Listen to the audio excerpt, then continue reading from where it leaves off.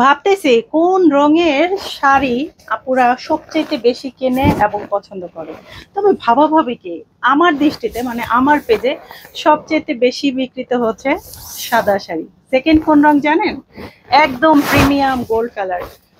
শুধু ভাবাভাবি না, এবং একটা দুটো না, এই দুটো রঙই যে রাখতে হবে এমন কোনো কথা না। আপনাদের জন্য কিন্তু আমরা অনেক সুন্দর কালার ভেরিয়েশনের শাড়িগুলো আজকে সিলেক্ট করেছি।